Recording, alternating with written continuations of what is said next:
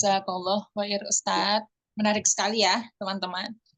Jika ada yang bertanya, disilahkan. Mbak Oh, Ferni. ada Ustadz. Mbak Ferni mau dapat Ya, tugas lagi? nggak Ustaz, sebenarnya mau tanya yang kemarin nih Ustaz, Oke. yang masih belum Silakan. paham karena kan materinya berkaitan gitu Ustaz. Ya. Ya, terima kasih. Eh, yang kecap, Ustadz kan tadi Ustadz bilang kecap itu ada yang haram gitu. Berarti kalau kecap asin kayak di Jepang itu benar-benar nggak bisa dimakan kan Ustadz, walaupun dia mengandung apa ya? Aku nggak tahu kenapa dia nggak boleh makan karena alkohol kalau nggak salah ya, Ustadz. Tapi dia sebenarnya dia nggak ada komernya kan Ustadz. Kalau kecap, yang namanya kecap itu sebenarnya malah aman. Jadi fermentasinya itu membuat produk akhir menjadi manis, agak asam dikit gitu. Tidak mungkin ada alkoholnya, tidak mungkin ada babinya. Aneh kalau ada babinya, kecuali memang ditambahi dengan bahan yang lain. Jadi setelah jadi kecap ditambahi bahan yang lain. Tapi kalau kecap sendiri itu aman sebenarnya gitu. Berarti kalau kecap asin itu saya nggak tahu kalau di Jepang sama di Korea gimana ya Mbak? Maksudnya itu haram atau? Di Indonesia ada juga kecap asin yang halal, yang merek Johwa dan yang lain itu halal. Karena tidak ditambahi dengan barang haram gitu.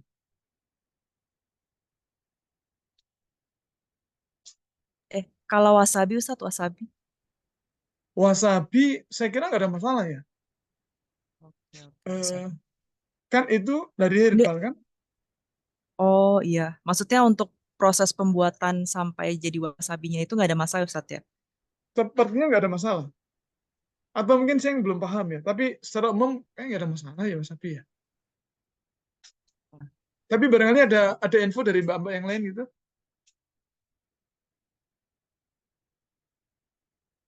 Karena kan dia berbentuk pasta, jadi saya pikirnya Hmm. kalau di Jepang mungkin ada prosesnya itu campur dengan apanya gitu, jadi sehingga bisa terbentuk pasta. Jadi nggak tahu sih Ustadz, terima kasih saya karena nggak tahu Iya. tanya. Ya. Ini saya nggak, maaf nggak bisa jawab ya. Iya, iya, Karena Ustadz. belum detail mencermati wasabi. Meskipun teman-teman sih yang alumni Jepang mereka nggak pernah ada komplain, nggak pernah ada info-info yang ini haram, nggak pernah ada. Jadi sementara masih saya anggap bahwa wasabi itu masih aman. Tapi coba Anda cermati lebih detail. Ini ada pertanyaan dari Pak Rusdi dan yang lain. Mbak Mbak Feni sudah atau masih ada tambah lagi? Sudah Ustadz, jazakallah Amin amin amin khair. amin. Ya, Ya, silakan. izin bertanya, Ustadz. Siap. Sebenarnya ingin bertanya terkait sundubu jjigae ya Ustadz ya, Hemul sundubu jjigae karena biasanya ini menu menu menu aman ketika darurat nyari makanan di Korea gitu. Karena sundubu itu artinya tahu. Jadi tahu halus dia tuh. Tahu halus. Jjigae itu rebusan. Hotpot lebih seringnya hotpot karena eh, kalau di Korea kan modelnya nggak kayak warteg ya, makan terus di store gitu. Nah, kalau di Korea itu kan request hari itu saat itu saat itu langsung dimasak gitu. Jadi, nah model sundubu jjigae itu dia pakai hotpot gitu, Ustaz, di hotpot. Jadi semua barang dicemplungin di satu tempat, kemudian dipanaskan berbarengan sampai akhirnya tempat makannya panas, mendidih di tempat, dikasih telur, habis itu langsung disajikan gitu. Nah, ini dan mayoritas memang sundubu jjigae itu dia selalu pakai seafood karena kalau pakai dagingan dari segi cost terlalu mahal. Dan ya ya itu aja. Memang ada satu dua yang terutama saya cirikan itu yang di ini yang di Kimbab Cungguk ya. Jadi Kimbab Cungguk itu franchise warteg lah kalau di Korea Indonesia gambarnya itu yang dia jual makanan makanan macam-macam yang semirip ya. Kimbab Cungguk itu artinya dari Cungguk itu Cina ya, benar gak sih? Ya itu ya. Nah, dan itu biasanya beberapa ada yang suka naruh daging babi. Jadi sebenarnya kaldunya biasa aja. Cuman dia naruh daging babi biar agak apa sih istilahnya, berkaldu kali ya. Jadi rebusnya ada gitu. Nah, mayoritas emang ada beberapa pakai rebusan seafood gitu, rebusan seafood karena eh, kerasa amis aja gitu kalau kalau di itu. Nah, maksud saya Ustaz, eh, eh, titik maksudnya respon kami gimana ya? Biasanya kan terutama kalau misalkan ada tamu dari Indonesia gitu ya, kita kadang-kadang suka kesulitan nyari restoran halal. Terus akhirnya ketika ditanya, kira-kira ada restoran yang bisa dimakan nggak yang aman lah tanda kutip ya. Terus selalu saya menu menu tengah-tengah tuh mana restoran yang jual sundubu jjigae, ya akhirnya udah itu aja yang bisa akhirnya dimakan gitu. Dan mayoritas memang pakai pakai seafood karena seafoodnya itu justru malah paket murahnya itu ini kerang atau udang ebi gitu, Ustaz. Udang kering gitu dia cemplungin aja gitu. Jadi tapi ebinya bukan ebi kecil ya, ebi mah ebi udang kecil ya, maksudnya udang Kalau di agak gede Ebi dikit kan gitu ya. kecil. Iya. Ya serim kering gitu, Ustaz. Serim kering kadang-kadang ada yang udah cemplungin aja. Mayoritas juga beberapa kerang aja karena mau paket hemat aja sih dia. Tapi emang yang dikejar itu justru tahu sutranya itu gitu. Kita makan tahu Hmm. sutra nya itu gitu rasa. Nah, memang itu ingredientnya itu dikasih gochujang, juga atasnya dikasih minyak wijen, kemudian tentu garam, merica sama tadi ya, butiran ini cabe kering itu gochukaru namanya. Gochu itu cabe, Ustaz.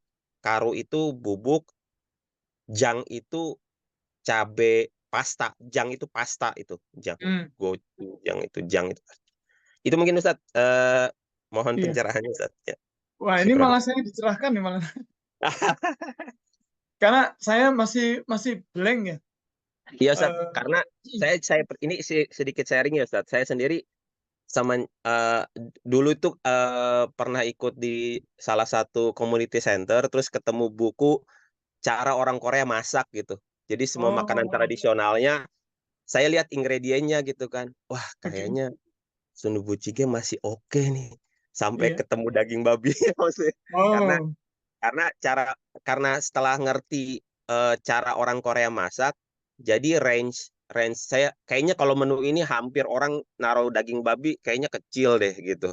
Terus Hmm. atau misalkan ya kayak gitu-gitu saat ya yang itu aja sih saat makanya cuman saya masih nggak tahu juga ya apakah betul atau enggak. Memang yang kayak misalkan contoh yang paling kelihatan ini saat eh, miok miok itu rumput laut ya, guk itu sup.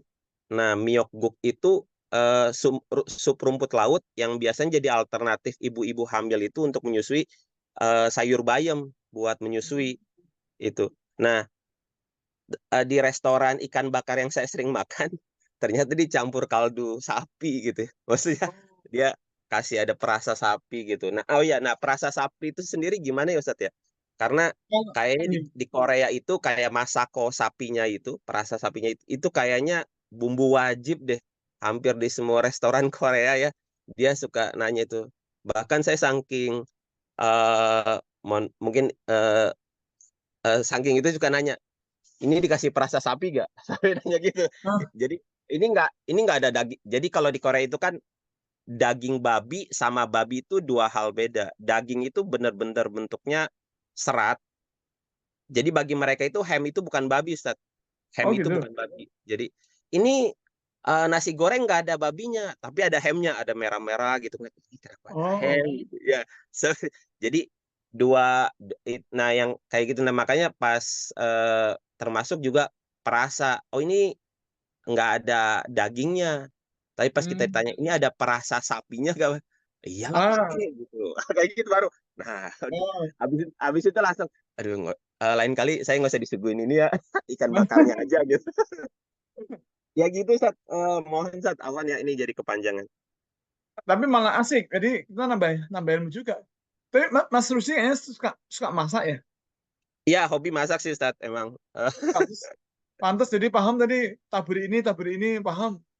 Iya, karena lebih ke arah kepaksa aja sih semenjak di Korea ya. Jadi karena Oh, tapi kepaksa kan enak ya. Kalau saya dulu kan kepaksa masak. Saya rasa iya, masaknya enak gitu ya. Tapi waktu ke Indonesia pulang itu nggak ada yang mau makan masakan saya. Oh, itu ternyata mah hanya karena masak ini sendiri. aja nonton YouTube aja nonton YouTube. Oh, oh iya ya. Cuma sekarang itu ada aneka macam masakan pakai YouTube ya. Iya. Harus dia suka masak nasi kebuli, Ustaz. Oh, oh gitu ya. Nah, oh iya tambahan lagi Ustaz. Jadi semenjak jadi karena ngelihat ingredientnya Korea, jadi Ya. rentang bumbu di Korea itu sebenarnya kalau menurut saya lebih cenderung halal gitu. Maksudnya rentang dan orang Korea itu sebenarnya kalau kita jelasin Islam tuh sebenarnya mereka tuh adaptasi ke Hmm. makanan halal Islam tuh sebenarnya nggak terlalu rumit ya karena paling ya repot di babinya aja, daging babi gitu. Jadi mereka sebenarnya juga sebenarnya kan turunan babi itu yang akhirnya cara masaknya campur soju campur macam-macam tuh jadi rentetannya jadi banyak. Tapi kalau misalkan dia mau eh masak ingredient biasa aja tuh sebenarnya karena Masih kan bisa ya. dari ya sebenarnya sangat fresh gitu karena mereka karakternya itu yang di store lama itu cuman kimchi aja Ustaz. Yang di store Hmm. lama ya, yang di store lama. Jadi mereka itu kalau mau masak tuh at the time gitu. Jadi hari ini jadi nggak nggak kayaknya hampir jarang dia makan. Saya nggak tahu ya, cuman saya ngerasa aja makan pagi, siang, malam itu pas makan malam kayaknya dia masak lagi gitu. Oh gitu. Jadi dia dia Hmm. dia kayak masak lagi dan tipe masakannya pun ya asal cemplung aja, cemplung panasin gitu, cemplung Nah, panasin. tapi asal cemplung kan bisa masak ya. Kalau saya, wah, nggak jadi tuh. Oh enggak, ini sebenarnya bukan masalah bisa nggak bisa sih Ustaz, masalah lidah aja sih Ustaz. Karena Oh gitu. lidah kita, kalau lidah di Korea sih kayaknya di bitternya sampai asam tuh kayak ini udah enak. Makanya orang Korea Oh, tuh ketika nemu masakan Indonesia tuh wah ini enak banget gitu kayak enak. oh, Itu sih Ustaz ini kayaknya ini Ustaz ya. ya. Kalau saya itu yang jadi masalah antar lidah saya dengan lidah orang di rumah saya itu beda. Jadi menurut saya masakan saya enak gitu ya. Tapi ketika harus tahu diri karena mereka berbeda. Standarnya standar tinggi. Kalau saya kan standar rendah. Kalau saya masak sendiri. Siap siap Ustaz. Wah ini menarik nih. Ya Ustaz, Syukron. itu aja Jazakallah. Ustaz. Ya karena sering ketemu apa turis datang ke Indonesia atau beberapa teman ya atau ada yang baru datang gitu ya.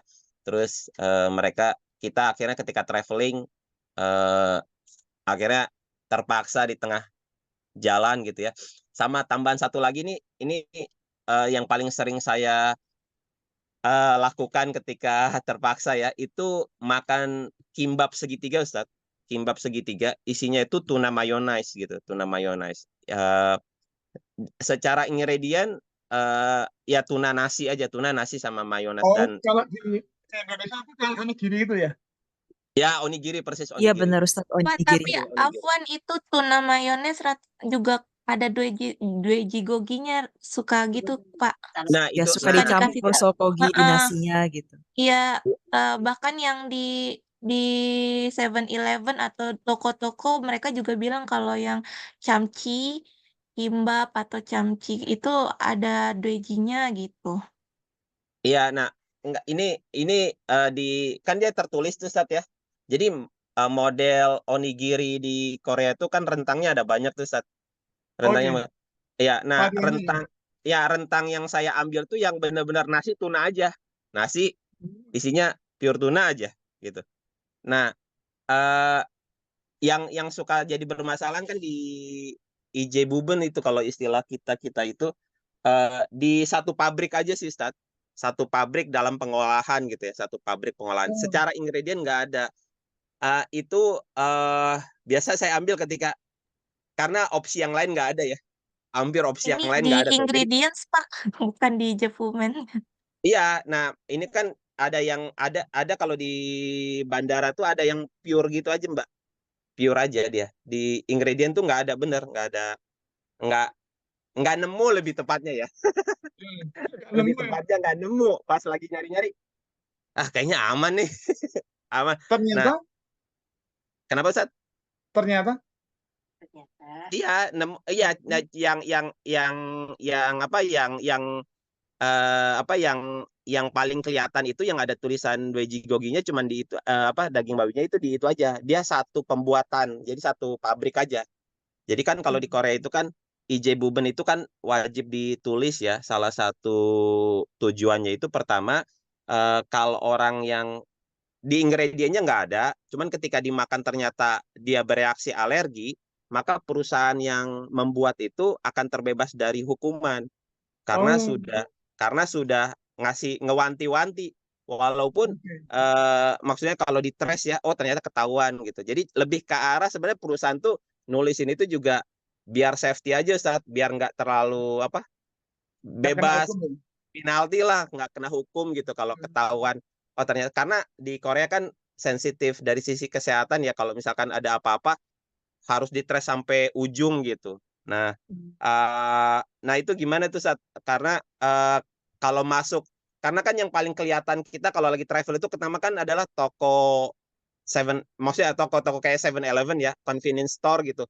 Yang itu tuh mana yang bisa kemakan ya, mana yang bisa kemakan ya.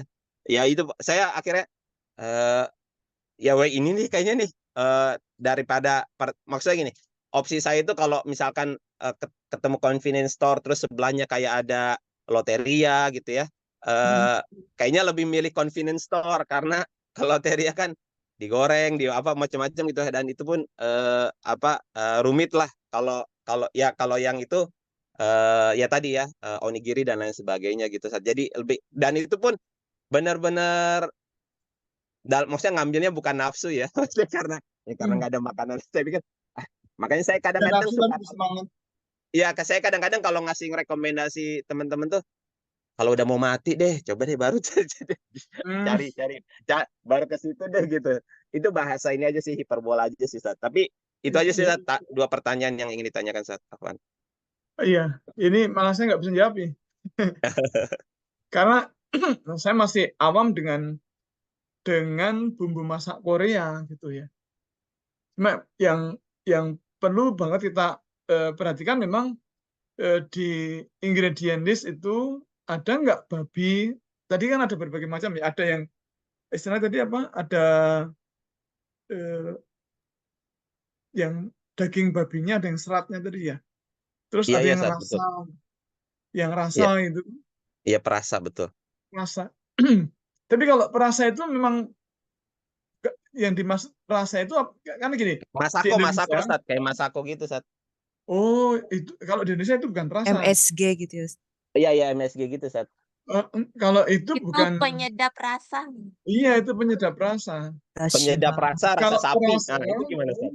jadi gini, ada istilah perasa atau perisa, ada penyedap rasa, ada pengembang rasa atau food enhancer. Itu Hmm, beda-beda itu.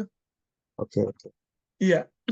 Kalau perisa itu ya seperti pemberi aroma stroberi, tapi nggak pakai stroberi. Ada perisa durian, tapi nggak pakai durian. I see. Bahan kimia itu. I Jadi kalau see. perisa daging babi itu nggak pakai babi, cuma aroma daging babi. Seperti kalau di Singapura itu ada pig vegetarian.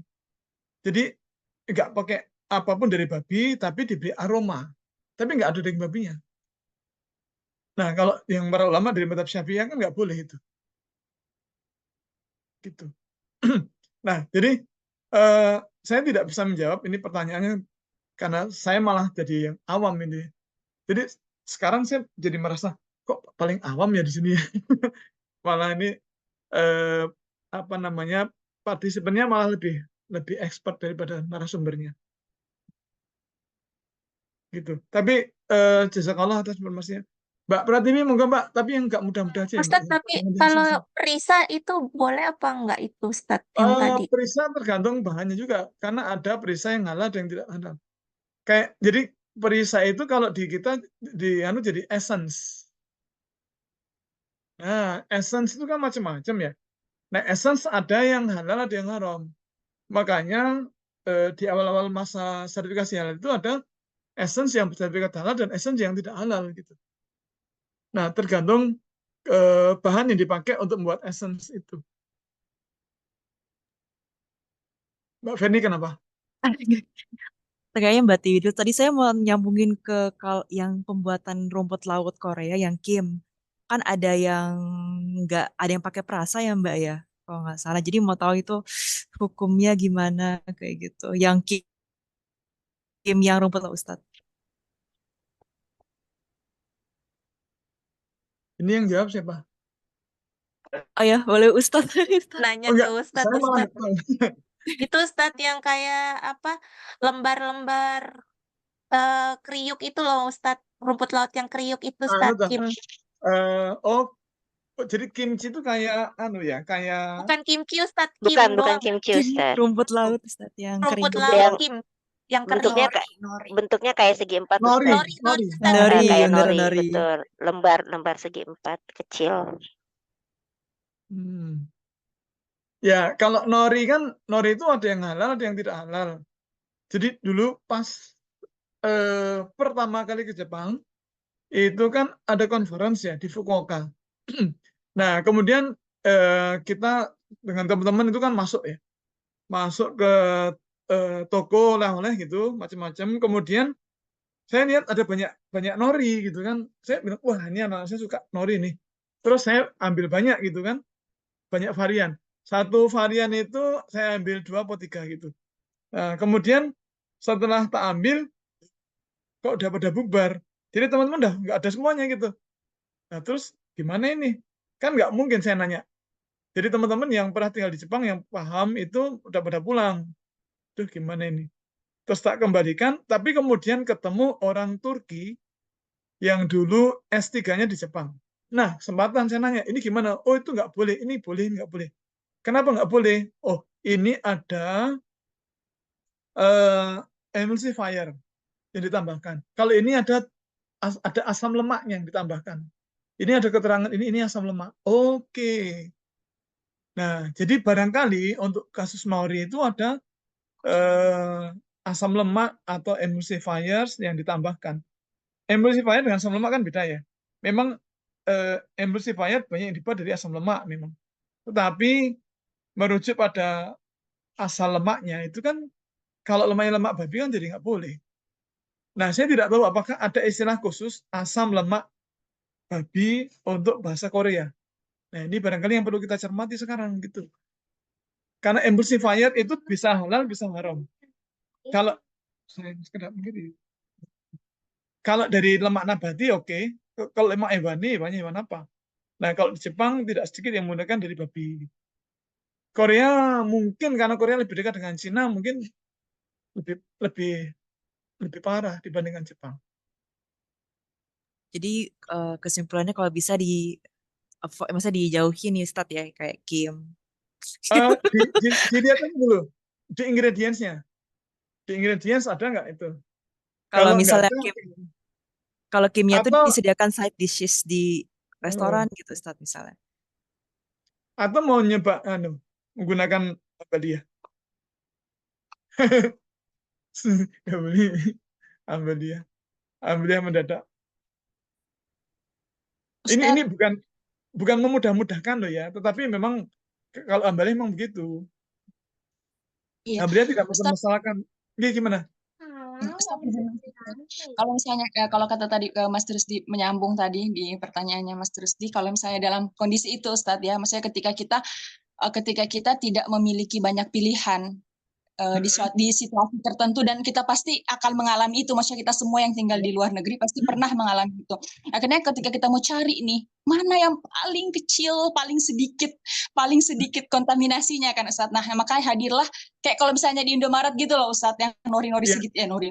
Ya tadi yang kayak apa tadi yang makanan-makanan kotak segitiga itu, nah kayak gitu. Apakah bisa kita kemudian switch di situ? Maksudnya oh ya karena kita daripada kemudian pilihannya lebih buruk, maksudnya oke, kalau dia udah kontaminasi kayak kaki misalnya kaldu, kaki babi, aduh kalau udah real babi kita udah nggak mau, maksudnya sekalipun Iya. sundu biji misalnya kemudian dia udah real babi, udah melibatkan real babi, kita udah oh no, kita udah stay away. Tapi kalau kemudian dia bersifat cross, maksudnya di perusahaan yang sama tapi kemudian secara kandungan, aku juga pernah kan Ustadz di situasi itu, terus tak lihat kan baru dibantu sama bapaknya baik, bapaknya penjaga, dia bantu nyari yang mana kemudian yang bebas. Dia bilang oh ini nggak ada babinya, dia lihat-lihat oh ini benar-benar nggak ada babinya gitu. Ada Ustadz, ada aku juga pernah nemu kok ada yang benar-benar nggak ada. Dan apakah di situ boleh kemudian kita melakukan switch ya Ustadz ya, kayak tadi kan Ustadz kan pernah mengingatkan bahwa ini tuh tidak apa ya namanya, tidak, agama tidak mempersulit kita gitu loh Ustadz.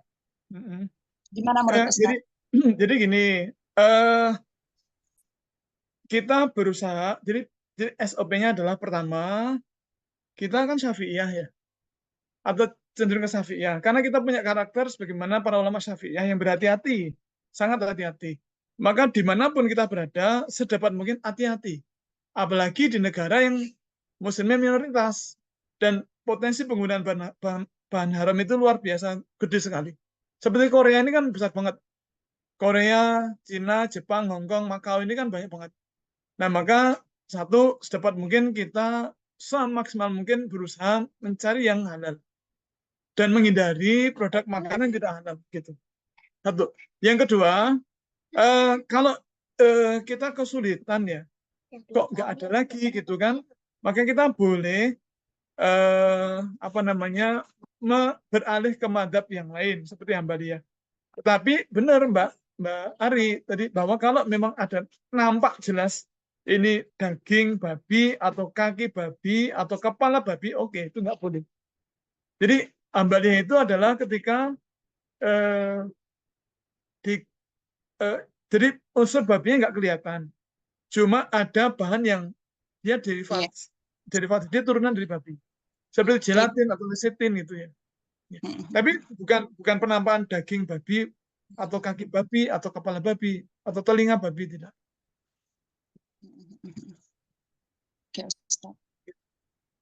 Mbak Pratiwi sabar banget ya, ditabrak yang lain ya Mbak. Maaf ya Mbak. Assalamualaikum Ustadz, saya punya Waalaikumsalam. beberapa pertanyaan. 1A. Kak tadi sus, saya penyuka kue sus Ustadz. Ya. Nah, cara mencari, kan kue sus itu kan rakyat ya, maksudnya makanan rakyat gitu Ustadz, biasa ya beli di pasar Senen ada gitu. Nah, gimana cari sus yang halal?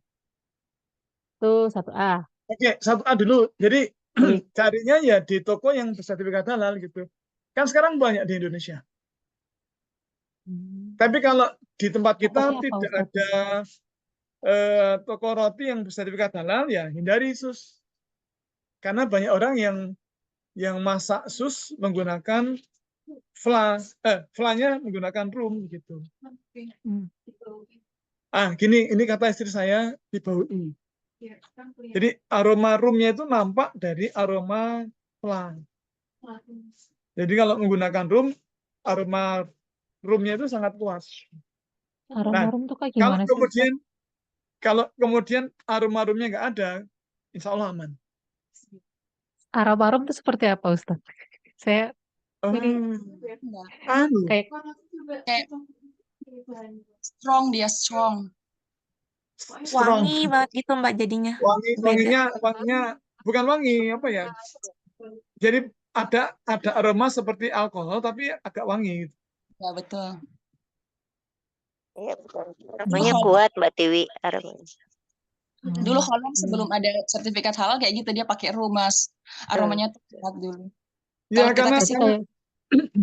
karena umumnya orang yang belajar membuat roti itu kan dari mulut ke mulut namanya membuat roti sus fla, itu flanya pakai rum. Seperti orang membuat black forest itu ya pakai rum. Standarnya begitu. Makanya kalau orang belajar masak ya atau belajar membuat roti itu kalau nggak pernah belajar agama ya dia mesti akan rekomendasikan pakai rum. Gitu. Begitu Mbak Dewi. Berarti skala pertek juga gitu ya, maksudnya intinya yang aromanya wangi gitu ya, misalnya lebih wangi, lebih menggoda gitu ya. Iya. Iya, jadi aroma alkoholnya cukup kuat ya. Karena rum itu memang membuat cita rasa aroma yang bukan cita rasa, membuat aroma yang sangat kuat. Jadi dicium aja udah apa ya? Kedetek gitu. Tapi kalau misalnya anu ya belum paham, mungkin perlu menyempatkan membeli rum yang kecil aja gitu. Yang Supermarket. iya. Nah, itu dibuka, dicium, dikenali kayak apa sih? Oh, begini ternyata. Nah, nanti ketika kita masuk toko roti yang tidak punya sertifikat halal, kita, oh ini ada rumnya. Umumnya orang yang pernah buat roti itu tahu aroma rumnya seperti apa. Gitu. Baik, Meskipun terima sebenarnya kasih. kalau Ambalia tidak masalah, karena makan itu nggak mabuk. Kalau Nah, Syafi'in boleh. ini menyambung ke pertanyaan selanjutnya Ustadz. Oke, 1B ya. 1B. Nah, kemarin itu saya sempat makan-makan sama teman-teman gitu. Nah, dia bilang dari pertama tuh udah bilang champagne gitu kan. Terus Mm-mm. kemudian ketika saya datang bilangnya ini 0% Tiwi. Saya sengaja pilih ini biar Tiwi bisa minum. Ini cuma sirup doang kok, air buah doang gitu. Nih kelihatan kan ada tulisannya 0 alkohol gitu kan. Terus tapi kayak ada berbuih-buih-buihnya gitu. Nah, saya bingung nih gimana cara ngomongnya gitu. Ya, ya champagne sih, itu kan wine, cuma 0%. Terus bilang kan ini 0% Tiwi bisa. Nah, itu gimana cara cara menyampaikannya, Ustaz? Gini saja, oh saya kurang begitu suka ini. Minuman ini saya kurang begitu suka. Aman itu. Karena Kalau itu kan saya sih, universal ya. Universal. hmm, Kita mengatakan, saya kurang suka ini. Atau kalau tidak saya, suka gitu. Orang Korea saya kira bisa menerima alasan kita, saya nggak suka dengan rasa ini gitu. Nah, nanti dia akan memberi alternatif yang lain. iya betul. Nah itu tuh, Netral Ustaz. gitu. Jadi ada beberapa alternatif. Ini ada rasa ini, ada rasa ini, ada rasa ini gitu. Hmm, gimana ya gitu. Akhirnya saya bilang, Iya. oh maaf saya nggak bisa minum soda gitu. Jadi kan itu Oh kan ya, ada apa ya sparklingnya gitu ya, ya Ustadz. Nah oke. jadinya saya bilang, oh saya nggak bisa. Bahkan saya minum Sprite atau Saida atau Cilsung aja saya nggak bisa, apalagi ini gitu. Oh iya, Oh, oke gitu lebih Ustadz. aman itu, lebih aman. Jadi apa namanya? Tapi apa ya? Berarti yang paling amannya gitu daripada saya bingung gitu ya Ustadz ya. Oh iya, lebih aman Jelasinnya gimana? dihindari gitu. Iya. Hmm, terus satu C. Satu C. Terakhir berarti. Ya, ya. Terus apa namanya? eh yang tadi saya nanya kembali lagi baru kemarin lagi sih diajakin sama teman makan-makan juga. Ada apa sih ya? Kayak mungkin semacam magoli kali gitu ya. Nah, terus dia bilang ini dari tape dari beras kok nggak haram kan tapi gitu kan kamu bisa makan gitu kamu bisa minum gitu kan. Nah, terus kalau saya kemarin tanya sama teman, ada juga yang bilang, Mbak ini kalau di halal MUI.org makan tape nggak apa-apa tuh nggak ada yang makan tape sampai mabok. Nah itu gimana ngejelasinnya Ustadz? Ya, jadi kalau padatan tape itu memang halal karena tidak memabukkan. Tapi cairannya memabukkan. Maka padatannya halal, cairannya haram.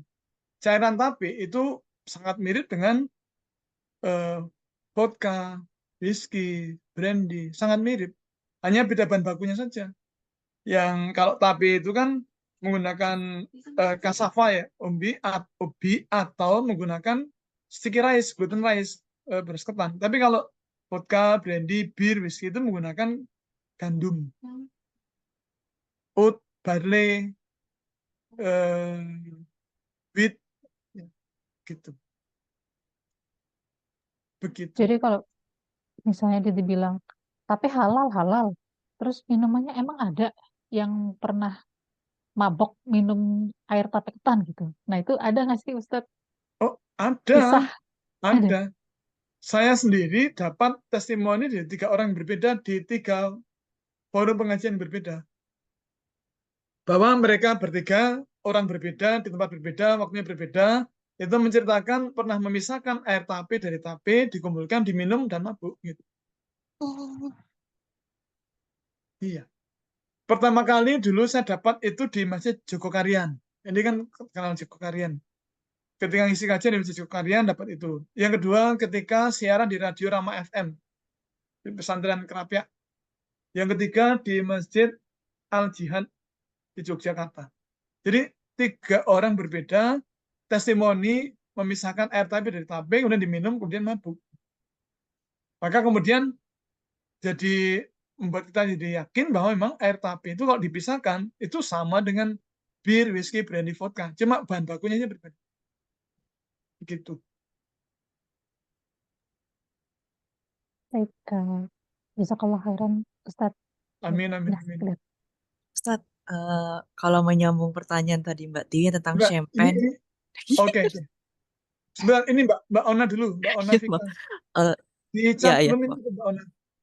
Mbak Ona Vika. Ada kawan dari non Asia Tenggara pas ditawari makan seafood gak boleh makan. Ini Mbak Ona ini Muslim atau bukan? Ini maksud.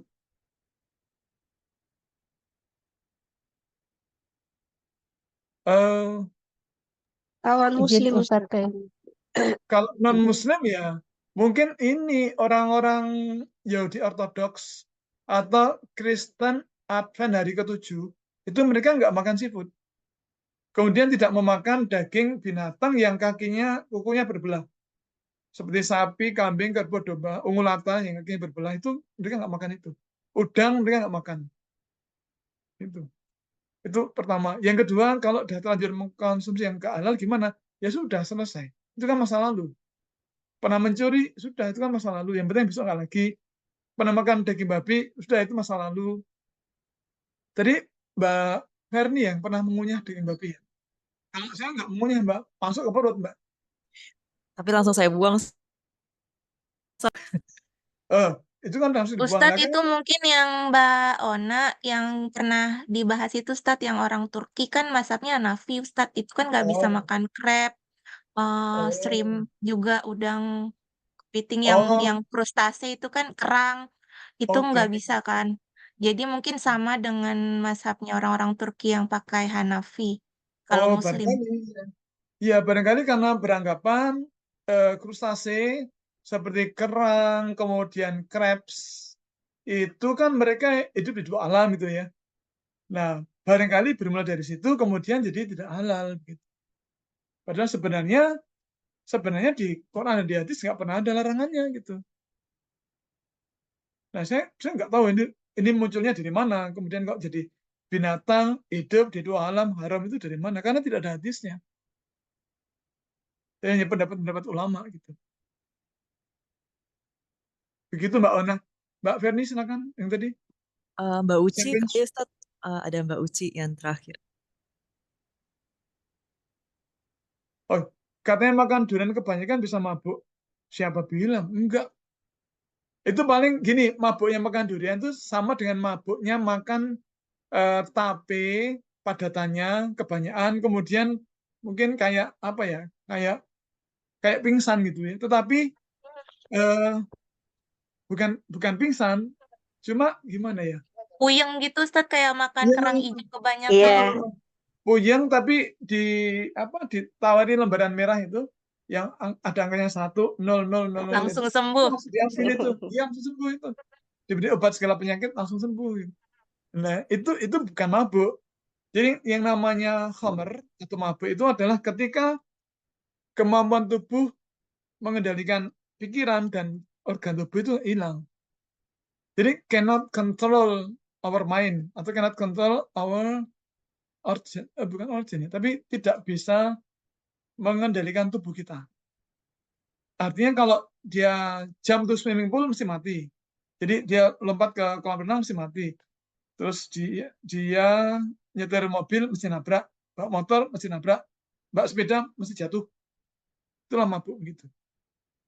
Begitu Mbak Uci. Iya, baik. Soalnya pernah lihat temen makan durian ini pas di teman saya rumahnya di Serang. Kayak Mm-mm. gitu. Serang itu kan tempatnya durian ya Ustadz ya. Oh Banyak iya. banget. Ya, nah memang malah ada kampung durian Ustadz di sana. Nah, habis itu Oh. makan, habis itu benar-benar mabuk dia Ustadz. Hmm. Tapi mabuknya mabuk beneran atau enggak? Iya Kalau Ustadz sampai mabuk, pingsan, sampai bawa ke rumah sakit. Sampai ke rumah sakit. oh, tapi sebenarnya yang dimaksudkan dengan mabuk tidak seperti itu. Hmm. Mabuk yang dimaksud dengan khamr itu adalah ketika akal kita tertutup. Jadi kalau definisi dari eh, Umar bin Khattab ya, beliau pernah menciptakan, Rasulullah mengatakan bahwa setiap makanan atau minuman yang bisa menutup akal pikiran disebut sebagai khamr. Jadi kata yang disebut itu adalah menutup akal pikiran. Menutup akal pikiran kan berarti tidak bisa mengendalikan akal pikiran. Eh, Kalau pingsan itu bukan masuk dalam definisi mabuk gitu. Kalau daun ganja Ustadz, kayak orang Aceh kan makan daun ganja itu Ustadz. Itu Oh ya. gimana Ustadz? Hmm. Nah, ini mirip dengan pertanyaan. Jadi pernah dulu kan saya rutin khutbah Jumat di Makorem 073 Pamungkas di Jogja. Saya setahun dapat jatah 3 kali gitu.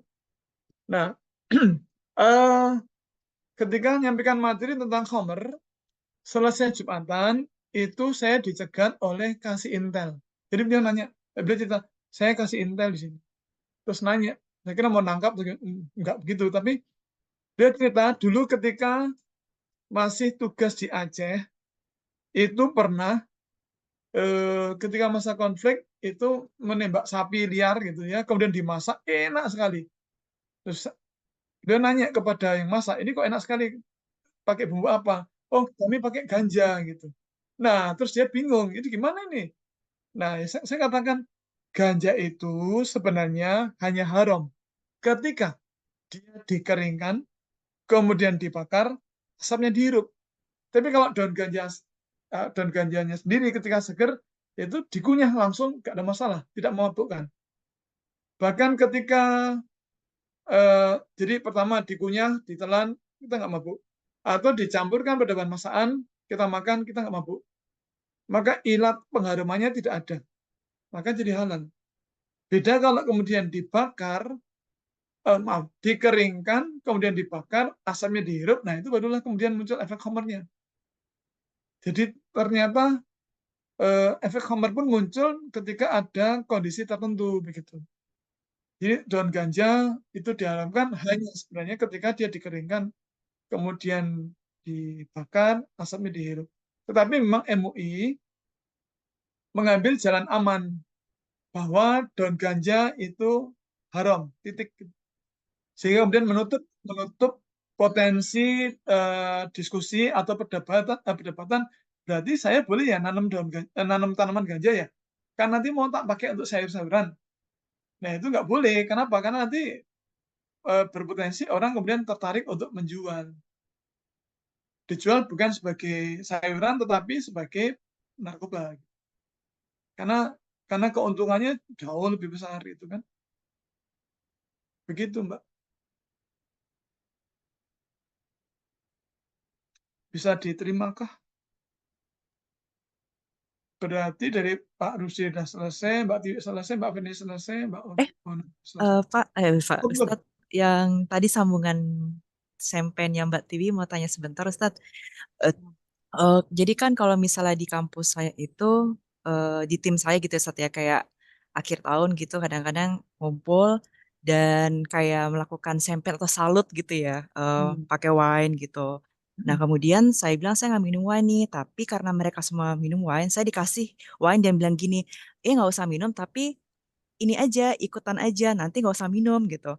Oh, Iya, saya kan nggak mau kan. Akhirnya diam-diam saya kasih ke petugasnya gitu, diganti apa kayak Coca-Cola kayak air putih gitu. Nah, itu oke. bagaimana ya Ustadz ya? Maksud saya, kalaupun diganti pun itu seperti mensupport mereka gitu nggak sih Ustadz untuk sama-sama ikutan toast wine gitu, walaupun saya menggunakan apa sih minuman berupa soda ataupun air putih, mungkin kayak gitu, Ustadz. Ya, ada beberapa pilihan. Maaf. Ada beberapa pilihan. Pilihan pertama, kita tidak ikut acara itu. Cari alasan, sedang ada acara lain yang sangat penting dan tidak bisa ditinggalkan. Boleh kita mengatakan bahwa ini, tapi saya maaf, saya nggak bisa karena ini ada acara yang saya nggak bisa tinggalkan. Tetapi saya nggak bisa ceritakan acara apa, karena ini it's so privacy for me. Sangat pribadi untuk saya. Padahal sebenarnya kita hanya menghindari itu, karena memang menghindari yang haram itu adalah kewajiban kita, gitu kan. Karena Rasul itu pernah mengatakan kita ini dilarang berada di sebuah forum di mana di situ dihidangkan minuman keras. Kenapa? Karena dikhawatirkan kita terpengaruh dengan itu. Nah, karena ada di situ, kemudian ada potensi terpengaruh, maka kemudian ada orang yang memilih tidak datang di acara itu dengan alasan, dengan cara menyampaikan alasan atau excuse-nya itu adalah, saya maaf tidak bisa datang karena saya kebetulan sudah janji ada acara yang tidak bisa saya tinggalkan. Atau saya ada keperluan pribadi yang saya nggak bisa katakan.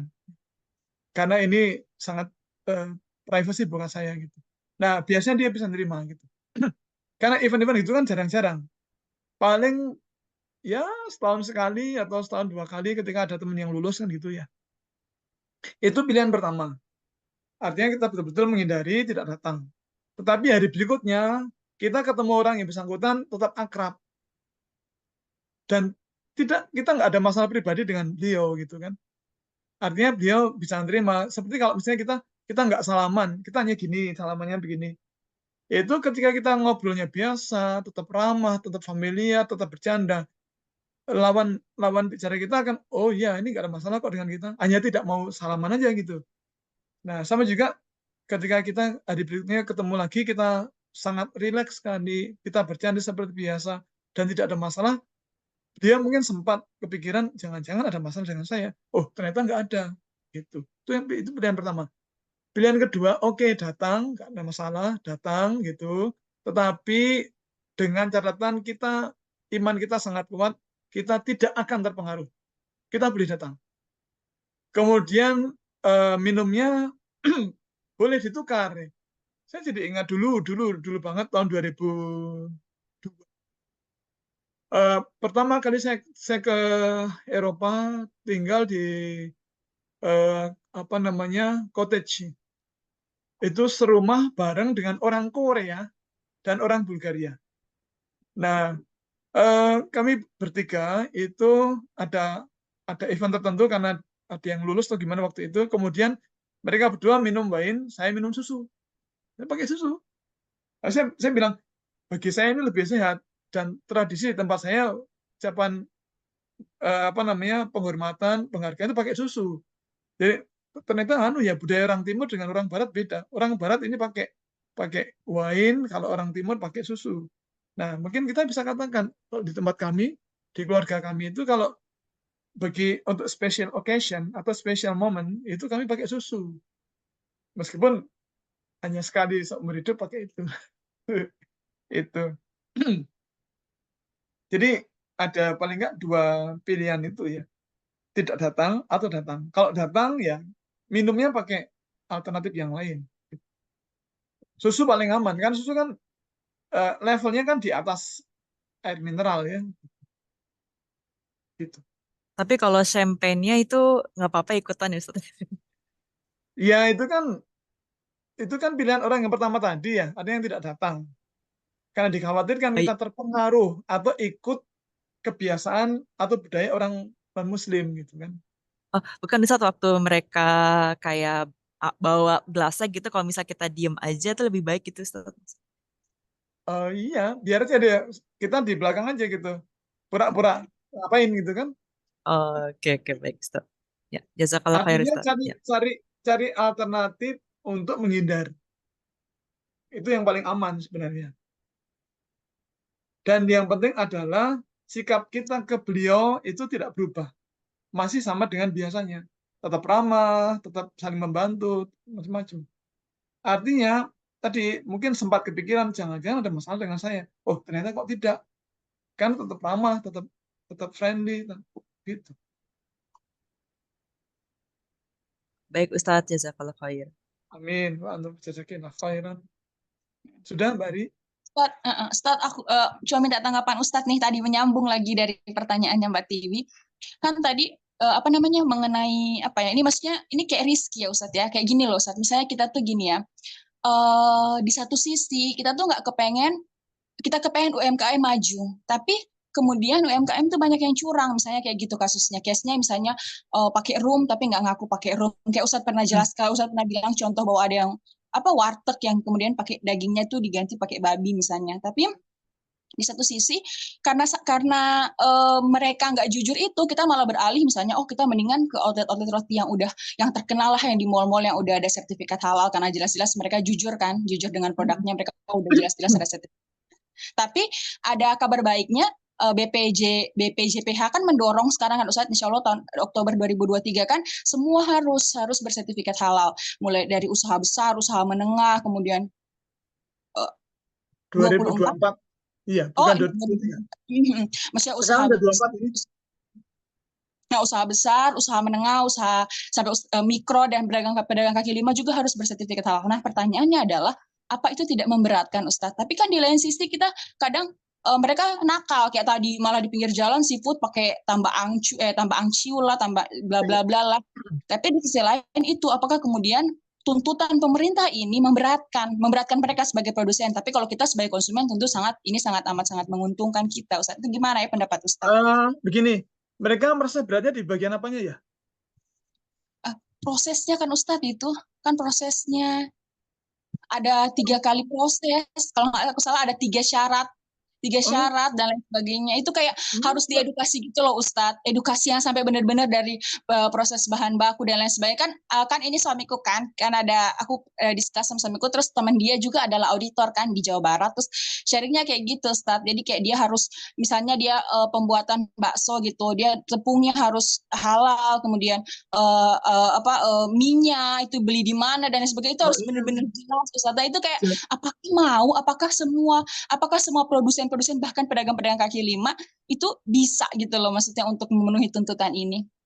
Jadi begini, yang namanya standar halal itu sama, baik perusahaan kecil, besar, kecil, sedang, menengah, besar, itu standarnya sama.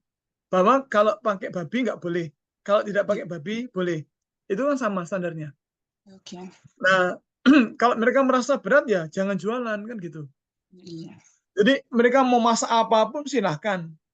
Tapi kalau mau dijual, karena dia dapat uang, dapat keuntungan secara komersial, maka harus ada kepastian halal. Jadi sekali lagi, kalau mereka merasa berat dengan sertifikat halal, ya gak usah nyari sertifikat halal dan gak usah jualan kan gitu. Kalau itu merasa beratnya dari sisi prosedur ya, karena banyak kok itu UKM-UKM yang dapat sertifikat halal itu banyak sekali sekarang. Nah, kalau mereka berat dari uangnya, itu kan ada program Sehati, sertifikat halal gratis. Jadi pemerintah menyediakan program sertifikasi halal gratis dan itu berlaku selamanya. Artinya kalau alasannya dari masalah finansial, loh kan gratis, nggak masalah, nggak bayar. Dari sisi prosedur, loh kalau merasa berat dari prosedur, UKM-UKM yang lain yang dapat sertifikat halal, mereka dapat kok sertifikat halal. Yang penting memang dijaga sistem bahwa tidak pakai bahan haram itu ditepati. Tidak bisa kemudian saya usaha kecil kok, maka saya dapat prioritas boleh pakai babi. Nggak bisa. Saya pengusaha kecil, maka saya mau minta diprioritaskan pakai penggilingan yang campur. Nggak bisa. Jadi standar halal ya semuanya sama gitu. Semuanya sama, cuma kemudian kalau untuk UKM itu digratiskan karena ada program dari pemerintah. Gitu. Begitu. Sekarang Ustadz yang punya wewenang untuk kalau di Indonesia itu udah bukan MUI lagi Ustadz, udah Kemenak ambil alih langsung atau? Jadi Undang-Undang Nomor 33 2014 itu memang menyerahkan kewenangan dari MUI kepada pemerintah. Sekyu Kementerian Agama. Dan Kementerian Agama kemudian membuat badan baru namanya BPJPH. Nah, BPJPH membuat sistem bahwa yang mengaudit itu boleh lembaga pemeriksa halal manapun, LPH manapun, yang penting terakreditasi. Boleh LPPOM, boleh halal center perguruan tinggi yang sudah memiliki LPH lembaga pemeriksa halal, boleh PT Sukovindo, boleh PT Survei Indonesia, boleh Dinas Kementerian Perindustrian, boleh. Yang penting LPH resmi dan terakreditasi. Kemudian hasil auditnya itu dikirim ke salah satu di antara dua lembaga, yaitu Komisi Fatwa MUI atau Komite Fatwa BPJPH. Dua lembaga ini adalah lembaga kumpulan ulama yang secara resmi berwenang untuk memberikan fatwa halal atau haram. Gitu. Jadi hasil audit LPH itu kemudian harus dikirim ke ulama. Boleh ke Komisi Fatwa MUI atau ke Komite Fatwa Kementerian Agama. Pilih salah satu. Nah, begitu kemudian fatwa halal itu muncul, gitu, maka kemudian fatwanya dikirim ke pemerintah untuk penerbitan sertifikat halal, gitu. Dan kewajiban halal Oktober, jadi WHO wajib halal Oktober, itu kan ditunda dari Oktober 2024 menjadi Oktober 2026. Tapi ditundanya hanya untuk mikro. Kalau sedang menengah atas tetap tahun ini, gitu. Kenapa ditunda 2 tahun? Karena ya mohon maaf, wajib halal kemudian ada sertifikat itu kan dari keputusan dari DPR ya. Nah, DPR nampaknya kurang realistis waktu itu bahwa wajib Oktober 2024, tetapi sarana prasarana belum mendukung. Dan jadi effortnya masih kurang gitu. Maka terpaksa harus mundur 2 tahun penahapan kewajibannya itu. Bahwa kalau as per Oktober 2026 kalau belum ya sudah betul-betul nggak bisa jualan lagi. Makanya sekarang ada waktu 2,5 tahun. 2,5 setengahnya kan dari bulan Juni ini sampai Oktober. Kemudian Oktober 2024 sampai Oktober 2026 berarti kan 2 tahun. Jadi 2,5 tahun harusnya cukup waktunya. Dan tidak ada lagi alasan bahwa saya tidak siap, saya tidak, nggak mungkin 2,5 tahun nggak siap, nggak mungkin. Berarti kalau belum berarti memang tidak ada niat. Iya. Dan kalau bahannya tidak ada yang haram, kenapa takut kan gitu? Betul. Betul, Ustaz. Ustaz, ada di kolom monggo di chat box ada sambungan dari Mbak Nana ini. Oke. Ketika saya sudah punya BPJPH, apakah ada kontrol lagi setelahnya? Nah ini, jadi sementara ini nggak ada ya. Makanya saya meminta karena saya dijadikan konsultan BPJPH meskipun belum resmi. Tapi kemarin saya sudah diminta resmi bahwa akan dijadikan sebagai konsultan BPJPH.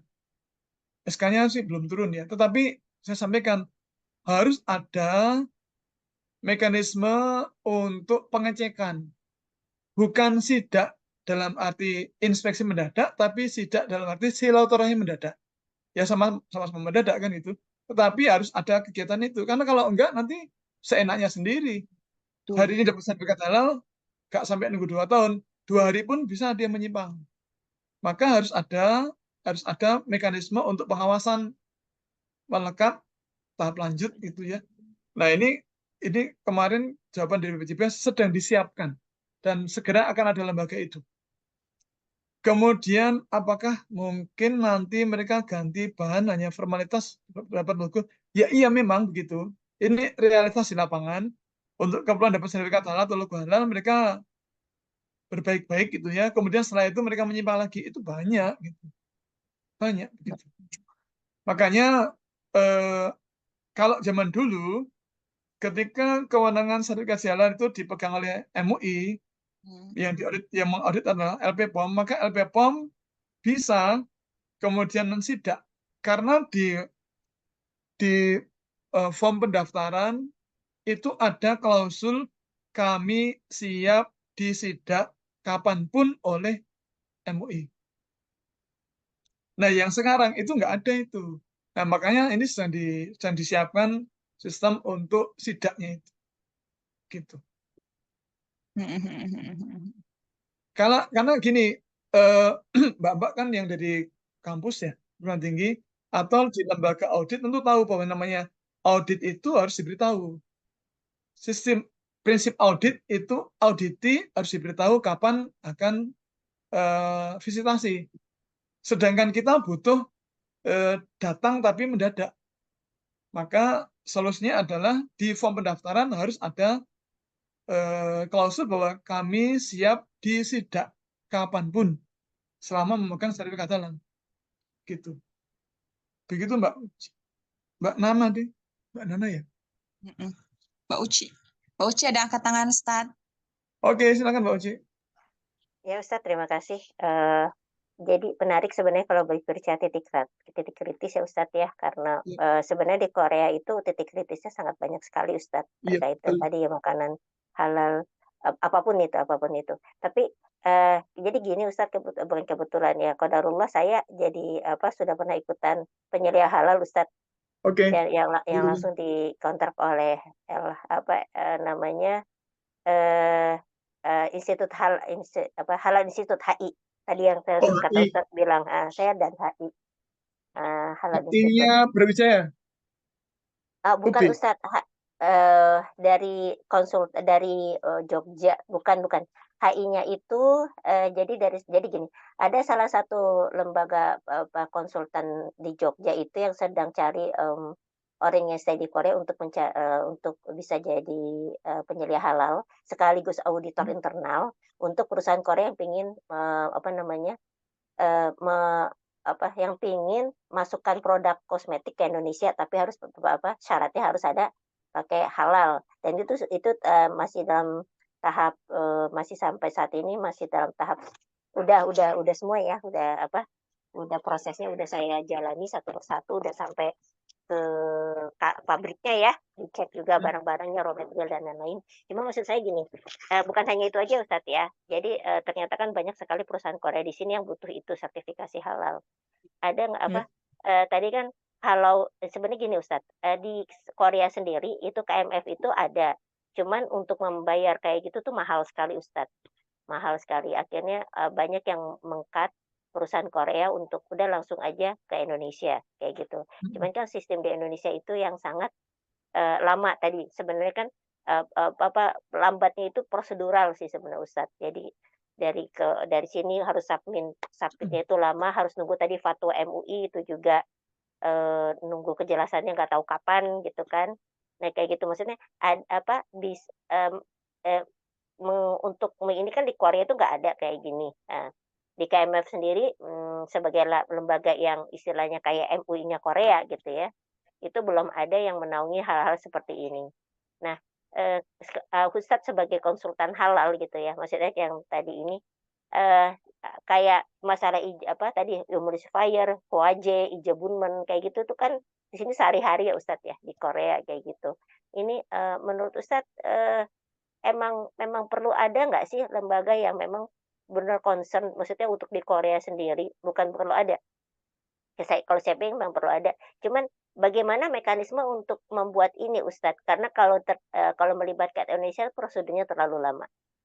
Maksudnya tentang orang-orang ya tadi ya, kan tadi sekarang kan kayak di Kemenak ya Ustadz. Ya, saya kan itunya trainingnya sampai 3 hari 2 malam itu Ustadz training. 4 hari 3 malam.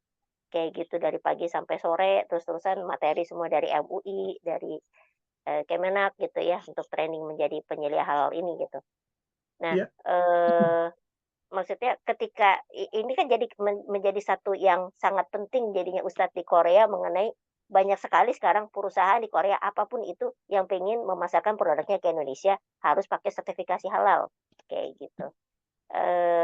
Dan itu bukan membutuhkan orang yang stay di Korea, bukan diambil dari Indonesia, cuman hanya untuk sekedar tadi mengecek oh ini ke pabriknya itu habis itu balik lagi nggak kayak gitu kan tadi perlu ada memang sidak apa sih kadang-kadang tadi itu ya Ustadz ya kalau usul di mana harus kadang-kadang datang ngelihat ngecek gitu itu kan pada sini nah tapi kan masalahnya prosedurnya ini yang rumit gitu Ustadz di Indonesia itu sendiri ada nggak sih mekanisme seperti ini yang bisa bekerja sama dengan Korea dalam hal ini itu aja sih Ustadz pertanyaannya. Sebenarnya tidak rumit, hanya kita belum membaca dan belum mengetahui prosedurnya, mungkin gitu aja ya. Jadi seperti gini, kok masakan Korea rumit ya?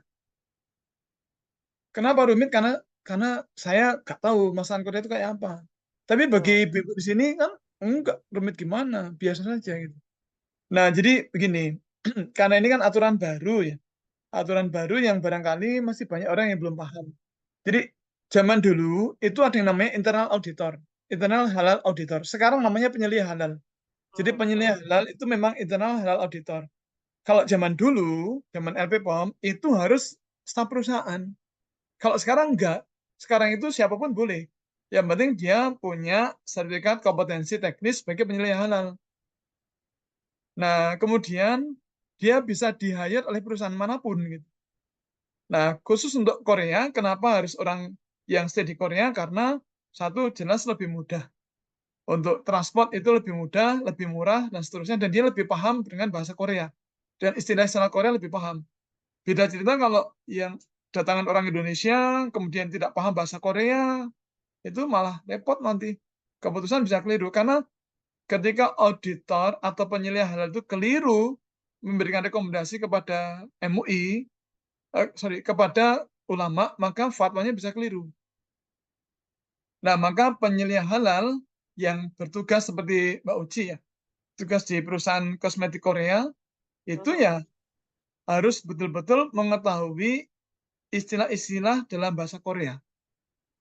Satu, istilah-istilah bahan kosmetik dalam bahasa Korea, satu. Yang kedua, Mbak Uci harus bisa punya akses masuk ke dalam untuk ngecek semua bahan baku.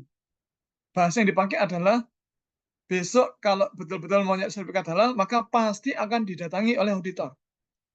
Nah, saya, Mbak Uci, maksudnya sebagai penyeliah halal harus bisa menjelaskan ke mereka bagaimana dan seterusnya. Nah, maka saya, Mbak Uci, maksudnya mohon diberi informasi bahan bakunya dipakai apa saja, dan saya harus bisa akses ke gudang untuk melihat langsung. Saya butuh tahu bahan bakunya apa saja. Tentang formulanya tolong disimpan. Please keep it secretly, rahasia. Tetapi saya butuh tahu bahan bakunya apa saja. Kemudian proses pembuatannya bagaimana, begitu.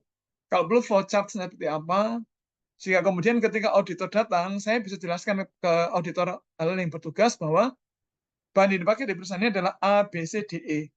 Kemudian bahan EFGH ini tidak dipakai dalam proses produksi, begitu. Nah, maka kemudian penyeliah halal, Mbak Uci dalam hal ini nanti bisa menjelaskan dengan sangat detail bahwa memang tidak ada masalah dengan ini. Kemarin mereka pakai ini, sekarang sudah ditinggalkan. Begitu Mbak Uci. Jadi memang penyeliah halal itu sekarang menjadi apa ya, penghubung antara auditor dengan perusahaan. Jika kemudian penyeliah halal itu membantu menyiapkan agar perusahaan siap untuk diaudit. Gitu Mbak Uci. Iya betul Ustadz. Saya jadi sekarang jadi masuk dalam satu bagian perusahaan itu. Jadi kayak karyawan juga tapi bagian tadi internal auditor halal tadi karena ya mau nggak mau untuk mengecek langsung maksudnya tadi dan itu semua prosedur itu sudah dilewati ya. Maksud saya sudah sudah tahu walaupun mereka tidak benar ya dalam kalau pelatihan kan memang tidak perlu tahu rahasia apanya cuman setidaknya bahan bakunya jelas apa dan apakah dia terkontaminasi dengan bahan yang lain kayak gitu kan terus apakah dia pakai pelarut alkohol berapa berapa persen gitu ya Ustaz kalaupun ada pelarut kan Kalau melihatnya kan ya, juga kayak gitu. penggunaan alkohol yang diizinkan itu hanya alkohol dari perusahaan non-khamar. Kan alkohol Iya, juga iya betul. Ada list positifnya Ustadz ya. Ada Iya. list positif, Dan list kalau negatifnya. non-khamar itu maksimal penggunaan 0,5%. Iya betul Ustadz. Kemudian gini Mbak, maaf, ini kan sudah azan. Oh Jadi iya sudah sama di azan. sini bisa zuhur dari tadi Ustadz. Afwan. Oh, iya. Begini. sebenarnya ada aturan proses sertifikasi halal itu tidak lebih dari 15 hari sejak pendaftaran. Maka begitu apply daftar lewat website ya, apa sih itu namanya? Begitu sudah daftar, kemudian kita ngontak mengontak calon LPH yang nanti akan bertugas gitu. Kemudian